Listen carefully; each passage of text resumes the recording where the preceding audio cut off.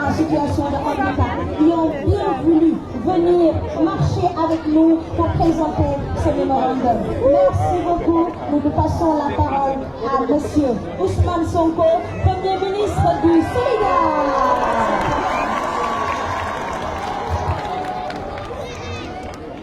Madame le ministre de la Famille, Monsieur le représentant de l'UNICEF, Monsieur et Madame les représentants des partenaires du Sénégal, Monsieur et Dames de la société civile, collaborateurs des différentes autorités ici présentes, chers enfants, ñoo ngi teew fii ci jotaay bi ak mbégte bu rëy a rëy gannaaw bu ñu ndokkelee madame le ministre ci organisation bi ak ci initiative bi ñu am mbégte bu rëy ci teew fii ndax place bi nga xam ne moom la tur tànk yi am ci ñun personnellement waaye ci lépp loo xam ne lu ñuy xàll la di ko liggéey ci wàllu état ndax ñun dañu gëm ni réew mi bu doon téeméer la juróom-ñeent fukk yi ci solo laa waxuma ci lim juróom-ñeent fukk yi yéen la ndaw ñi yéenay teyu réew mi waaye yéenay ëllëgu réew mi moo tax ci suñu liggéey da ngeen di dégg toujours ñu ne leen ñun liggéeyuñu pour le prochain mandat waaye ñi ngi liggéey pour la prochaine génération ñaar yooyu wute na bëgg nañu te mooy li ñuy liggéey fi mu toll nii ñun suñu génération yi la ñu dund ci jafe-jafe dañuy toll ci seeni at yéen dund ko ci bi ñu weesoo at yooyu ba tey di ko dund ci at yi ñu toll lay suñu mbébét te tax ñu sonn ci li ñu sonn mooy yéen dans 10 ans dans 15 ans dans 20 ans ngeen toll fu ngeen di soxlee seen bopp war a dox ñiy doxal réew mi ngeen tamit bañ fee fekk jafe-jafe yooyu loolu la ñuy wax liggéey pour la prochaine génération moo tax man wax ak yéen ndaw ñi moo ma ëppal solo fuuf wax ak mag ñi ndax bu ngeen comprendre enjeu yi rek ñun dinañu am yaakaar ni graine bi ñu semé dara mënatu koo tee nekk baobab bi nga xam ne mooy màndarga Sénégal loolu nag dafa laaj communication bu bëri madame ministre defe naa mu ngi ciy liggéey ak ay collaborateurs dafa laaj formation ak éducation dafa laaj kaaraange waaye dafa laaj ñu am ay cëslaay yoo xam ne yu dëgër la ci li nga xam ne mooy yan valeur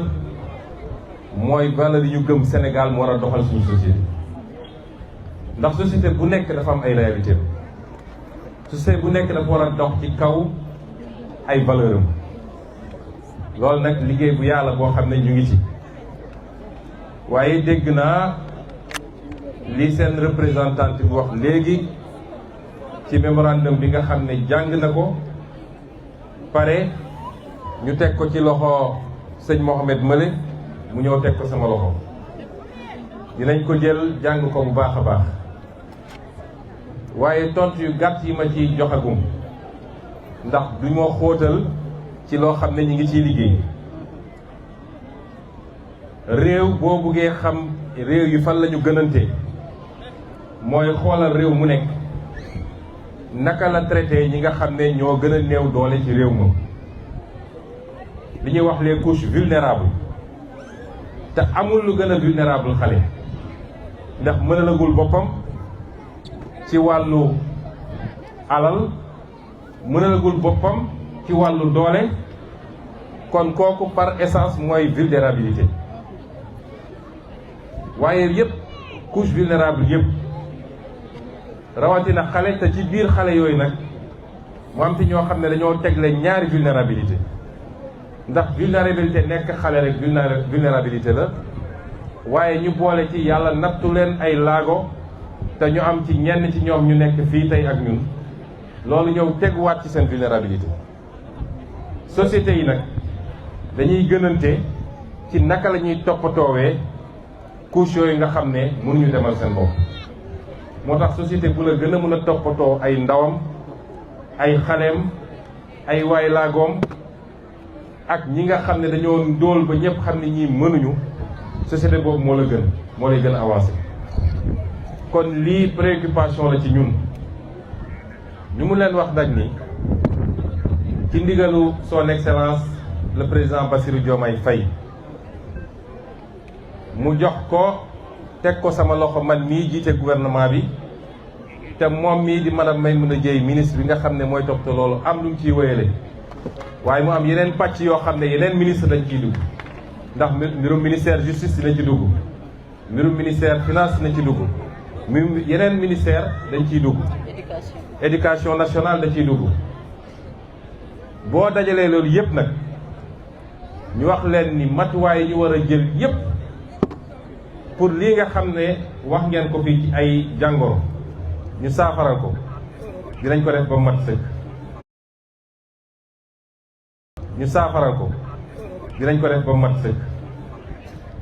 ma misaal ci yenn yu gàtt rek balaa may xam ni sax lii dañ koy organiser. semaine ba laa wax secrétaire général du gouvernement ne ko conseil des ministres bële di ñëw sama biir communication nag ma ci dugalal benn élément ci li ñuy wax la mendicité publique, mooy taxawaalu bi di yelwaan ci mbedd mi. du xale yi rek ñooy yelwaan ci mbedd mi, waaye gis nañ ni bëri nañ ci lool, te kenn ci ñun ñaanoo yàlla am doom ci sedd bi mu nekk ci feu rouge yi, sol yére yu oyof, nekk exposé ci danger yu dul jeex, di tàllal loxo pour am ku muy yóbbul. kan moo ko bëgg fii? kon loolu ñun ñëpp société bi yëpp war nañoo d'accord ni lii du yoon, amul dara lu ko mën a justifier. sànq madame la ministre bi ñuy dox di ñëw daf ma ne léegi sax gars yi dañ ko amélioré ba léegi dafa am ay code QR boo xam ne kuy joxe mën nga def transfert direct, ki ko war a jot ko fi mu nekk te xale bi du gis xaalis bi. kon loolu mooy la professionnalisation de la mendicité des enfants. loolu c'est inacceptable au Sénégal te dinañ ci jóg parce que li ñu yéene doom yi ñu jur moom la ñu war a yéene doomu keneen. wax ngeen lu jëm ci daara yi, yéen xam ngeen ni son excellence le président de la République bi mu toogee ba léegi mbirum daara da koo def priorité. parce que mbirum daara buñ ko jël rek yemale ko ci aspect diine gi, naam cëslaay bi diine la, waaye dafa dépassé loolu. parce que ñooñu nekk ci daara yi ñoom ñooy la force vive du pays, ñoo war a nekk ëllëg ñiy développer réew mi tamit. kon dañu am les mêmes droits à une formation de qualité ba ku jóge ci daara ga war ngaa mën a insérer wu facilement ci bépp bërëbu liggéey, nekk koo xam ne da ngay andi sa valeur ajoutée ci société bi. loolu moo tax bi président toogee ba léegi dégg ngeen ci communication conseil des ministres am, gis ngeen journée yi mu organisé, gis ngeen initiative yi ñu jël pour la modernisation des daara. semaine bii ñu nekk ñu génn nii rek wala ñu nekk nii dalal naa fi ay initiative fii ci primature, muy li ñu bëgg a def ci modernisation bi, fexe ba léegi digitalisation bi ñu dugal ko ci njàngum daara. niñ koy defee ci réew yu bëree bëri ay Émirats arabes, ay Qatar, ay feneen ak feneen, nit ñi di mokkal alquran, ndongo gu nekk mën a yor tablette am kiy jàngale nekk fi muy jàngale di leen jàngal te duñu am exposition warula leen dajale ci bërëb boo xam ne mënoo leen fa dajale ñi am kattan gi nga xam ne mën nañu dajale ay xale ci bërëb ñu def ko ku ko amul nga bañ a dugg ci loolu mais ñu ut yeneen moyens yoo xam ne li am solo mooy na njàngale bi yegg ki war a jàng ki war a mokkal loolu moo ci am solo te danger du am ci xale bi kon loolu ci suñuy programme yu ëpp solo yoo xam ne ñu ngi ciy liggéey suba ak ngoon guddeeg bëccëg wax ngeen ci li jëm ci wàllu violence yi dafa am loo xam ne du mbirum nit warul mun a yëkkati loxoom ba ci doom gi nga jur sax am na noo warul mun a egg ci moom ci violence kon kenn mënul nangu ci société dégg ngeen barki démb rek ab vidéo bu ñu wax ci violence président bi mu ko yéegee man la woon ne ma joxeel instruction ministre de la justice il faut que yi ñu traité ko de la manière la plus ferme et la plus radicale possible parce que mënuñu d'accord di gis seen yu mel ni ci réew mel ni Sénégal kon yéenay suñu préoccupation waaye ba ci nag ni ñuy organiser société bi moo tax keroog bi may dajalee syndicat yi fële ci Grand Théâtre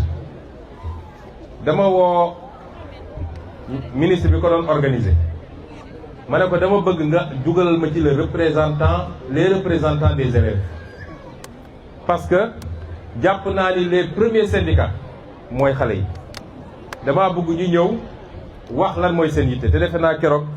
discours bi fa gën a marqué nit ñi représentantu élèves yi moo ko fa wax na loo xam ne mag ñi mënuñu ko wax kon nous sommes confiants qu'on a une jeunesse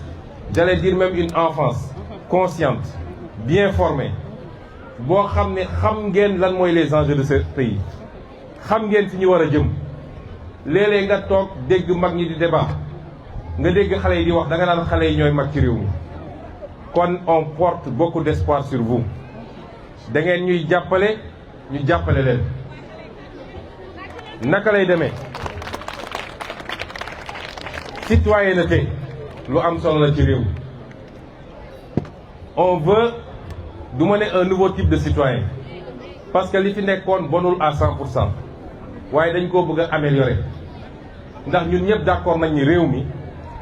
commencé ko ci man mii am nañu problème mu discipline ku gis keroog défilé 4 avril bi ni mu doxee man bi ma ci génnee dama woo ministre des forces armées ma ne ko defe naa comme Sénégal suñuy teg fi mu toll nii service militaire obligatoire moo ci nekk état bi moo amagul moyens yi mu mun a yóbbooy ñëpp service militaire waaye war nañu mun a réfléchir ci ay créneaux yu ñuy yaatalee service militaire bi avec des formules yoo xam ne peut-être ñii 3 weer ñii 5 weer ñii mais kenn ku nekk jaar fa ñu defar waat ci li nga xam ne mooy citoyenneté mooy discipline mooy organisation loolu am na ci solo parce que réew nag discipline moo koy defar de lu ma neex wax lu ma neex def fu ma neex taxaw musul defar réew te loolu jarul ñuy xeex pour régler ko mais kenn ku nekk na xoolaat boppam defaru ñun ñi nga xam ne mag lañu ba pare nag nee nañu bant bu woo ba noppi jafe naa jubbanti waaye yéen ñi toll ci war a defaru yéen la ñu yaakaar ànd ak yéen ci loolu moo tax service civique national ma ñaanoon président de la république mu delloo si ma ko primature mu nangul ma ko jox ma ko fii dina am programme yu yaatu yoo xam ne dinañ ko def ci biir année scolaire waaye surtout ci nawet bi ci loo xam ne dina dellu ci mbay mi dina dellu ci defaraat les lieux publics dina dellu ci kenn ku nekk am looy jël ci sa temps jagleel ko réew mi loolu day renforcer suñuy lien citoyen itam ñu boole ci ñun ñëpp benn lañu yéen xale yi li ma leen di dénk bu leen nangu kenn dugal leen ci discours boo xam ne discours buy xaajale la discours ethnie discours diine discours région loolu amul place ci Sénégal nu nit ñi féewale ci politique na yem ci politique waaye fii boo fi nattoon région yëpp a ngi fi département yëpp a ngi fi ethnie yëpp a ngi fi religion yëpp a ngi fi loolu lañ ñu yaree loolu la ñu xam ñu ànd ceeg tolérance nag kenn ku ne nangul moromam li nga xam ne moom ngeen wute ci gëm-gëm ak ci gis-gis loolu ñu ngi leen koy dénk bu baax yéen xale yi. li ngeen fi may daane la li ngeen wax ci charte yi code de l'enfant defe naa travaux yi sori na lool ñoo ngi ci processus bi ñu ngi defar texte yi bu soobee yàlla dinañ ko jàllale fi mu war a jaar